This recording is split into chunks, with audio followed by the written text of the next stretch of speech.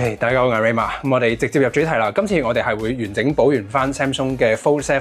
喺呢個內螢幕大螢幕係今次做到基本上同一部直立手機一樣嘅厚度同埋重量，而可以接 Galaxy AI 喺呢部機上面嘅操作啦，同埋多重視窗多功上面嘅操作，我哋都會仔細去補完翻。而關於 Samsung Galaxy Fold 7佢嘅外觀設計、轉軸嘅做工啦、螢幕顯示效果同埋效能發揮、相機實拍全方面嘅表現咧，有興趣咧歡迎完整睇完呢條片之後，再可以喺我哋嘅 playlist 嗰度再重溫嘅。咁今次我哋主要會睇，首先呢個係原生出廠3個虛擬導向鍵列嘅。我哋喺設定入面嘅 Taskbar， 咁呢度我哋可以設定4隻常用嘅應用程式固定喺度，另外有3隻係最近用過嘅應用程式。亦都可以轉做手勢操作，咁就會用翻一個全螢幕嘅顯示，咁成個畫面嘅內容顯示咧就會再大翻少少，咁直接控制中間嘅 Home Bar 就會同平時我哋用嘅手機一樣嘅操作，咁但係喺 Home Bar 以外嘅位置向上一拉，就會開翻我哋頭先嘅 Taskbar。長撳入面嘅一隻 App 再拉去畫面嘅下半，佢係多重視窗，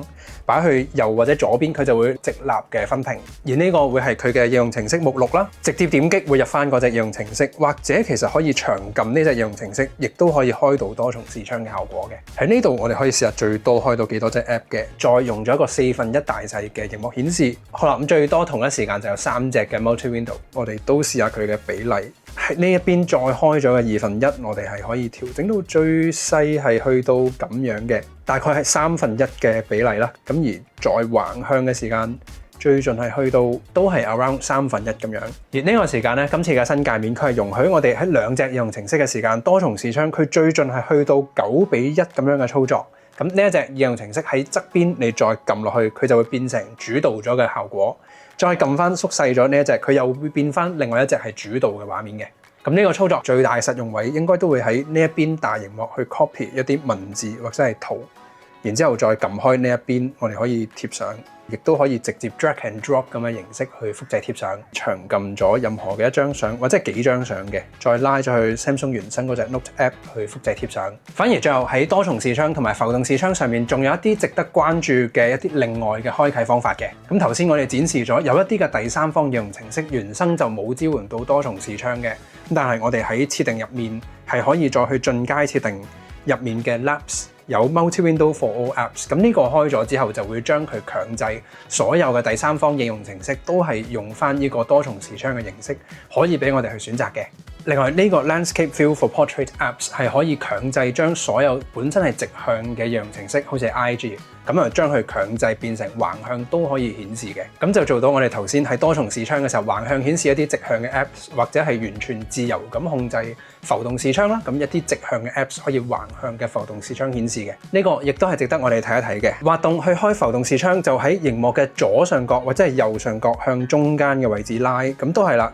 浮動視窗係可以我哋任意去調整大細啦、位置同埋佢個比例橫向或者直向嘅，同埋 Swipe for Split Screen View 嘅。咁呢個就喺螢幕而家用緊嘅嗰隻 App， 又用2隻手指喺螢幕嘅下邊向上拉，佢就會用橫向嘅形式去顯示咗呢個 Multi Window。而係喺螢幕嘅左即係右邊用2隻手指向入拉，就會係用直向嘅形式顯示多重視窗嘅。睇 Netflix 嘅時間，佢係一個全螢幕嘅，咁就用盡翻成個內螢幕8寸嘅顯示範圍。冇通知或者狀態列，咁佢就可以完整顯示到咧上半呢個係21:9嘅電影，下半就係第2隻嘅應用程式啦。好啦，呢個係上半21:9嘅電影，下半我哋播翻一條我自己啦嘅18:9嘅片，咁佢嘅螢幕比例上咧就係而家可以睇到嘅。咁當然你亦都係可以再喺個 Multi Window 嗰度再用全螢幕嘅 Full Screen 顯示。咁 Samsung 喺呢度係容許我哋將導向鍵列同埋係通知列係完全隱藏，咁係將呢個8寸嘅螢幕係完全愛嚟顯示我哋嘅多媒體應用，咁呢個係值得一讚嘅。另外係 One-Handed Mode 單手操作模式嘅，咁喺 Home Bar 嘅位置向下掃啦，有兼容到多重視窗，咁喺呢個8寸內螢幕嗰度用就啱啱好一隻手控制到嘅。再撳翻空白嘅位就會退出咗呢個單手操作模式嘅。咁佢原生出廠嘅時候就冇開到嘅，咁就都係進入翻進階設定裡面單手操作模式呢個開啟咗咧，咁就用到㗎啦。而我哋頭先睇到嘅視覺衝擊或者係震撼感係冇任何嘅狀態列同埋呢個控制嘅導向鍵去阻擋多重視窗效果，就喺呢度可以達到進階設定入面嘅 Full Screen in Split Screen View。開咗之後，佢就會強制將所有嘅應用程式喺多重視窗嘅時間都係會隱藏咗通知列同埋操作嘅導向鍵列嘅。咁喺呢度就係第二個開啟多重視窗嘅操作。咁我哋喺熒幕嘅右邊呢度，呢個係 Samsung 嘅 Edge Panel。咁喺呢度入面亦都有幾個嘅預設常用嘅應用程式，而喺呢度有所有嘅應用程式嘅目錄，亦都係可以長撳入面嘅任何一隻應用程式啦。一半係 Genshin Impact， 另外一半係 League of Legends 嘅。我哋呢度係開緊所有嘅設定都係校到最高嘅畫質同埋最高嘅解像度。60 FPS 嘅，咁喺呢度有 Snapdragon 8 Elite 嘅處理器，而佢亦都係8核心嘅完整版本啦，完美順暢咁執行。咁今次 Fold 7佢有12+256、12+512啦，同埋16+1TB 嘅，咁都相信16GB RAM 嘅版本，你喺操作呢一個咁樣嘅終極多工嘅苛刻情況之下，係用得着佢嘅多嘅 RAM 數。咁多工嘅自由度咧，一直都係 Samsung 手機其中一個強項啦。視覺衝擊嘅震撼感亦都係有嘅，全螢幕咁去同一時間玩兩隻 game。咁呢個就係佢橫向嘅操作啦。我哋喺中間呢個目錄嘅位置，咁佢係可以直接將佢變成咗直向直排嘅兩個應用程式。咁而我哋亦都係試下佢同一時間最多可以開到幾多隻應用程式，長撳任何嘅一隻 app 拉到螢幕中間一個浮動視窗嘅。而家係第4隻嘅應用程式，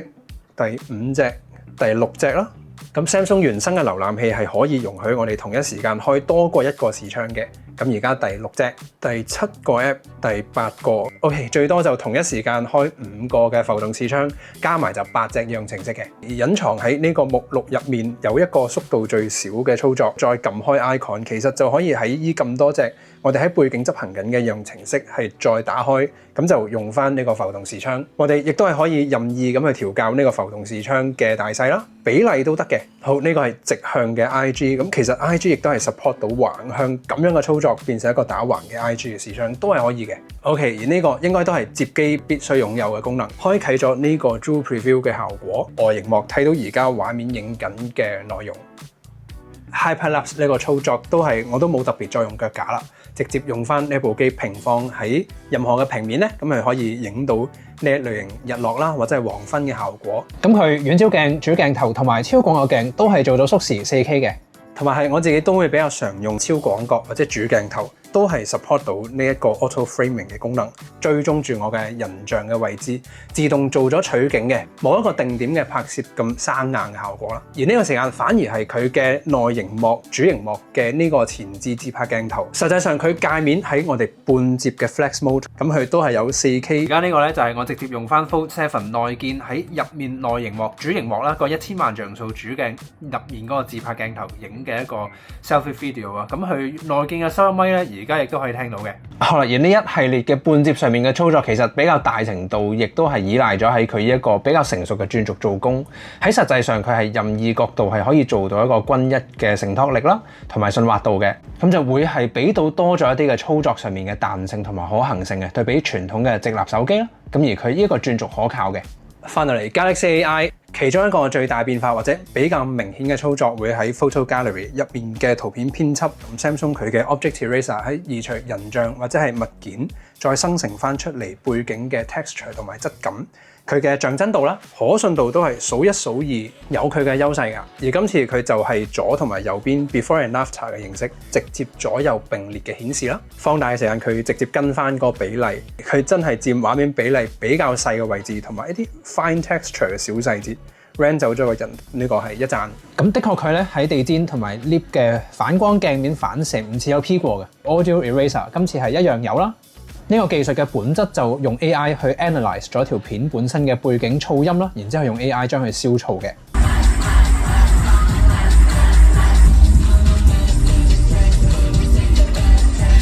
呢個靜少少嘅位咧就可以仔細咁比較得到嘅。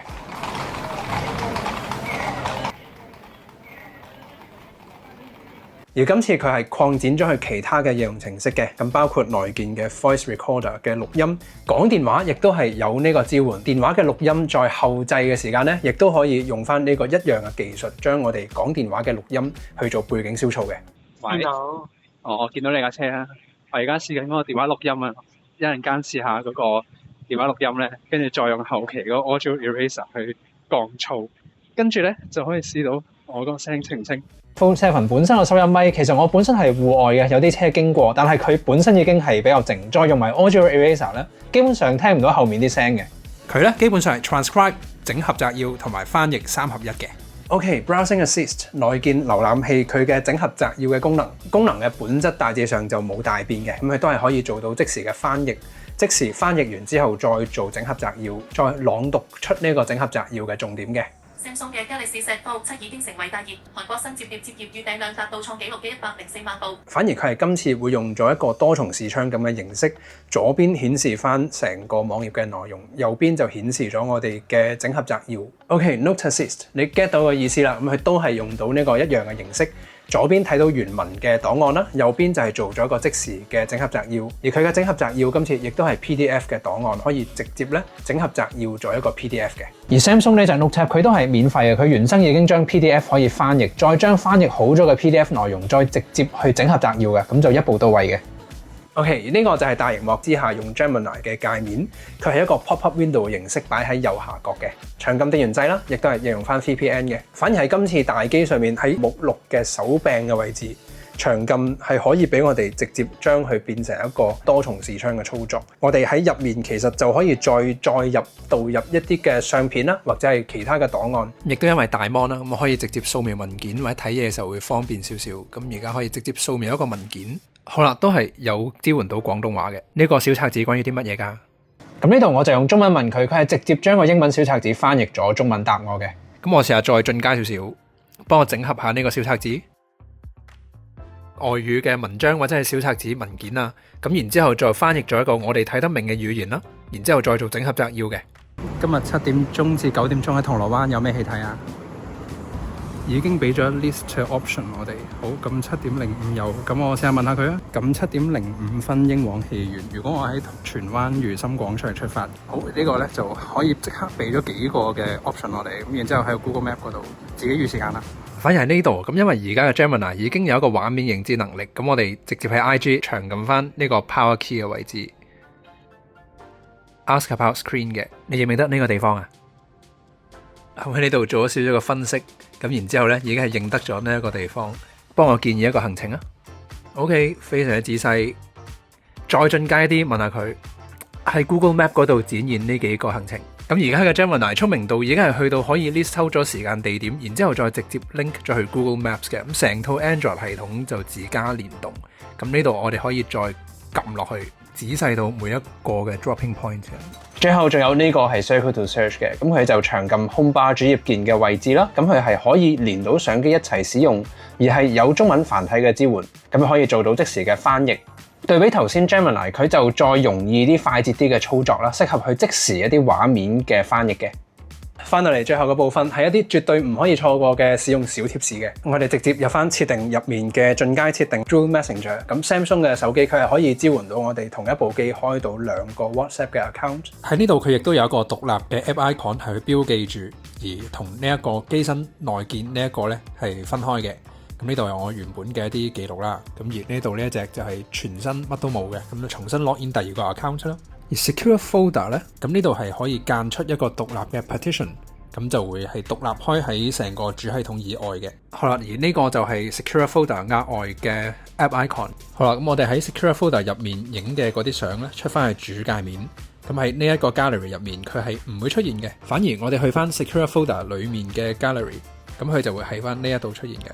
好啦，咁今次我哋完整睇咗 Samsung 嘅 One UI 8喺今次 Fold 7大尺寸嘅熒幕上面一啲特別嘅操作，而同時間我哋係可以睇到 Snapdragon 8 Elite 呢一個處理器，佢大概 40% 左右嘅效能提升，就容許到我哋其實係直接 side by side 咁兩隻大型嘅遊戲同一時間去執行，佢仍然可以順暢咁去玩得到。咁而我哋全個系列關於 Fold 7同埋 Samsung 今一代接機嘅 coverage 都可以喺我哋 Samsung Galaxy Fold 7同埋 Flip 7嘅 playlist 可以完整睇得到晒。咁今次都的確係做到硬件嘅完整度同埋喺軟件嘅成熟度都係一個高嘅水平。